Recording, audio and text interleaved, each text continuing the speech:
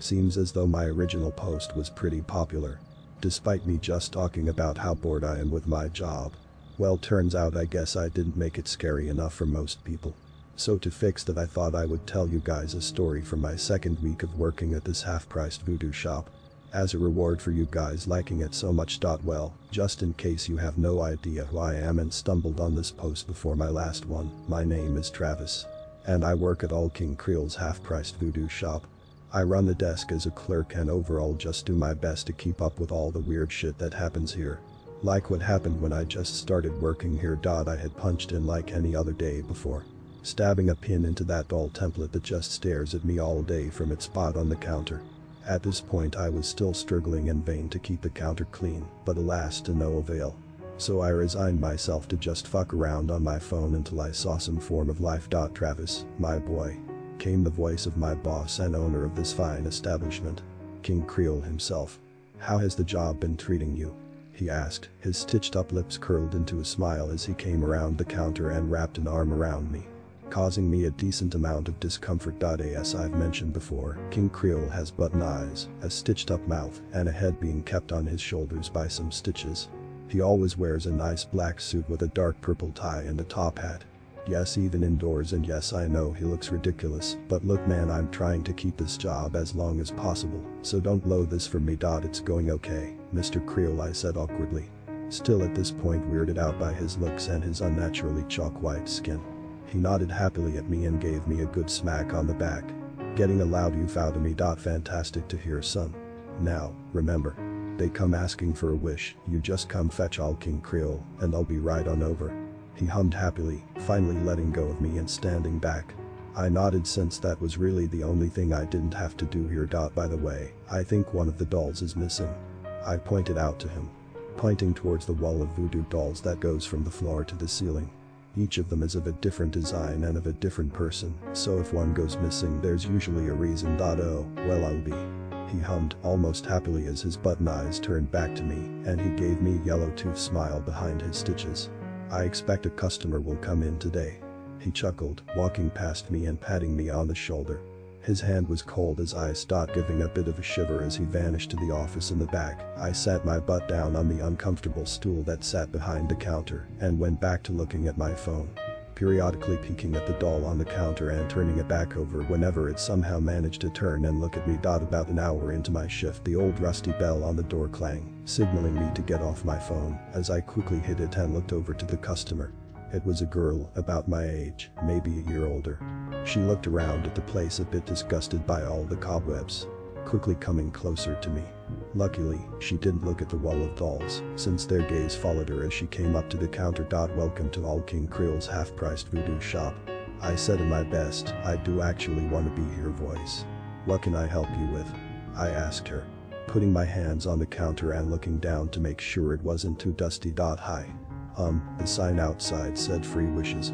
She asked me, with a raised brow. She seemed like the sporty kind of person. How did I know this? Because she was wearing workout gear in the middle of fall. She obviously was jogging and saw our sign. How exactly does that work? She asked me. Yeah, I gotta go get my boss to handle that. Wait here while I go get him. I asked her, and she nodded, still a bit skeptical about this place. And I really don't blame her about that at all if I'm being honest. Getting off my stool, I stretched a bit and made my way over to the king's office. Flinching when whatever was in the basement started pounding on the door again. At this point, I was still afraid of it, so I just quickly ran past it into the boss man's office. Knocking 3 times like I always was told to do.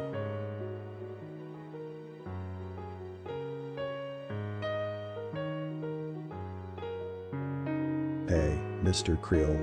We have someone here asking about a wish. I said. Receiving silence from the office. Raising a brow at that, I tried again. Knocking another 3 times to get a response. Although the response I got was the girl at the counter screaming.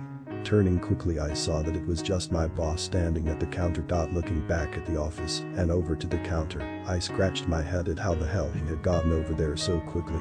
But ultimately resigned myself to it just being not worth my time to think about it. I do apologize for startling you, darling. King Creel hummed, taking his hat off and putting it to his chest. I do forget sometimes that my appearance does frighten the faint of heart. He hummed with a chuckle. Yeah, I had had the same reaction as that girl when I had first seen him. It's a little early for Halloween. The girl pouted, backing up from him, and I can imagine, really rethinking the idea of coming in here. I wouldn't have blamed her if she had left right there. Would have saved me the trouble of cleaning up afterwards. What can I do for you, Melissa? My boss asked, putting his hat back on that messy mat of black hair he owned and putting his hands out in front of him. Obviously throwing the girl off by knowing her name. She looked to me as if to see if I was having the same reaction. I just shrugged at her. He did the same thing to me, so I didn't know what she wanted. Well, she began, looking back at him and pursing her lips in thought. What does asking for a wish entail? She asked him, crossing her arms at him. Not a bad question to ask in my own honest opinion. Well, you ask little all me for a wish, and I grant it for you. No strings attached. He hummed, holding his hands up and showing that some strings dangled down from his gloved fingers.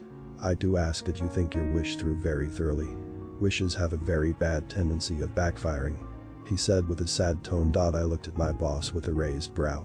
That was the first time I'd seen him show any kind of emotion that wasn't, well, creepy happy is the best way to describe him. Seemingly sensing I was staring at him, his attention turned to me. Travis, can you please get something out of my office? He asked with a hum. I looked up at him confused, since I was never really allowed in there. But hey, he pays me, so I might as well do it, right? Sure. What do you need? I asked, looking to the counter and noticing that stupid doll was staring at me again. Get the brown satchel bag that's under the desk. I'll handle young Ms. Melissa.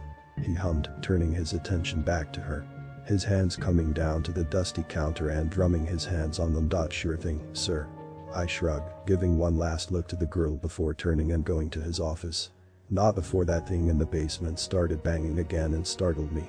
Quickly rushing past it and into his office. King Creole's office was surprisingly spotless. I say that because the entire shop is covered in dust and cobwebs, so seeing such a nice office was definitely jarring. I know you guys are expecting severed heads and dead bodies everywhere, but really he just has a desk and some photos on the wall. All of them are scratched out though, so I didn't really pay too much attention to it. Going over to his desk and looking underneath it, I did indeed see the satchel bag he told me to fetch. Taking it and heading out of his office, I came back to Melissa shaking his gloved hand, and both of their attentions turned to me. Travis. Good boy, you found it. He hummed as he motioned for me to come closer to him. I did and handed him the satchel. With a cheerful grin on his stitched-up mouth, he quickly slammed it down on the counter, kicking up dust and sending both me and Melissa into a coughing fit. He opened it up and searched inside of it for a bit, his smile growing wider and seemingly about to bust his stitches when he pulled out exactly what he was looking for. Pulling out a small can of what looked like skincare cream. Now then, your exact wish was that you never wanted acne problems ever again, correct? He asked the girl, tilting his head and waiting for an answer. From my angle at his side, I could notice that his head really strained the stitches on his neck. That would have been funny to see his head go rolling around the shop.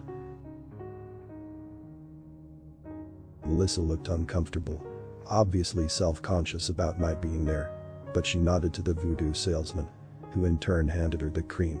She looked down at it and then up to him, a quizzical look on her face. Well, go on darling. Try it out, Creole said, a smile still on his face. Melissa looked down at it and uncapped it. I tried to peek from my spot next to Creole from behind the counter into the jar. It was just a normal white cream, like any other kind of skincare product. Melissa sighed as she dipped her finger into the cream and got a conservative amount, tapping it on her cheeks and face as she spread it out in circles on the surface. And when she was finished, she pulled out her phone from her pocket and looked at herself, eyes raised as she waited for something to happen. Well, something did happen.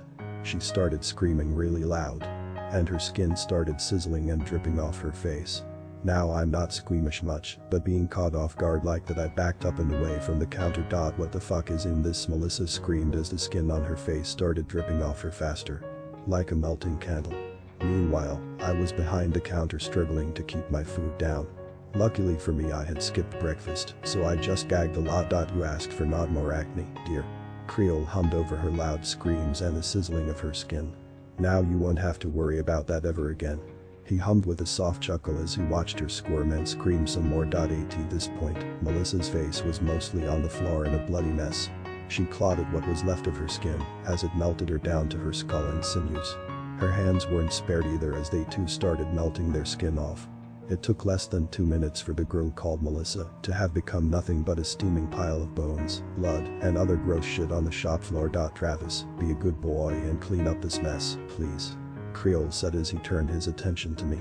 I was still hacking and looked up to him like he was insane. I'd just watched some girl die in front of me, and now he wanted me to get rid of her. Just a little bit crazy, don't you think? I started to stammer, holding my stomach and shivering some at what I'd just seen. But my gaze turned when he gripped me by the shoulder and stared into my eyes with his button eyes. Be a good boy. And clean this up. Put the pile of bones in the trash bag and toss it into the basement. He hummed to me, raising his finger quickly when I tried to remind him that I wasn't allowed in the basement. I'll be down there, so don't worry about it. He hummed, patting me hard on the back and walking over to the door. Unlocking it with a key he produced from his suit pocket and inserting it into the basement door. Opening it quickly, he closed it behind him. I could hear his muffled yelling and whatever was downstairs scurrying away from the door as his footsteps disappeared down into the unknown. Looking over at the pile of human bones and blood, I sighed hard and looked behind the counter. Putting on rubber gloves and getting out a mop, I went to work. Collecting all the bones by hand, I put it in a trash bag and did my best to hold my breath. I didn't know if he wanted the organs in there as well, so I just scooped them up quickly and shoved them into the bag, gagging hard when I finally let them go into the bag. Setting that aside, I did my best to mop up the leftover blood. I did a decent job for it being my first time and all. Finally, I grabbed the bag and went over to the basement door, looking at it and swallowing a lump in my throat before I opened the door and looked down into the pitch black hole. Looking at the bag, I tied it up as good as I could and chucked it down there, closing the door again and sighing hard as I kept a hand on it and looked down at the floor. A little shining piece of broken porcelain caught my attention. Reaching down, I grabbed it and looked at it. It was just a white piece, maybe from a vase or something. So I shoved it in my pocket and went back to my stool, pulling out my phone and shivering as I scrolled through it. King Creole returned after 30 minutes, slamming the door shut and locking it, mumbling something to himself as he took off his hat and dusted it. Looking over to me, his smile returned and he walked over to me, peering over the counter to see my work. "Excellent work, Travis," he hummed, wrapping an arm around me and looking at me like a proud father when his son caught his first fish. "Why don't you take the rest of the day off? Here, for all your trouble," he hummed, rolling his fingers like he was doing a card trick and producing $200. Staring at that amount of money and then back at him, he could have asked me to lick the dusty counter and I would have done it. Taking it from him, I nodded and thanked him. Getting everything I came with, my phone and nothing else, I unstuck the pin from the voodoo doll and left without another word said. "NOW, look, I know what you're all thinking. I covered up some girl's death or helped get rid of her body. And you're right, I did. But in my own defense, I did get paid a lot to do it. And it seems like everyone thought she just ran away. No police ever came to the shop and they never do whenever a wish goes bad. So don't you start preaching to me. Not like I'm the one telling people to make wishes without thinking them through.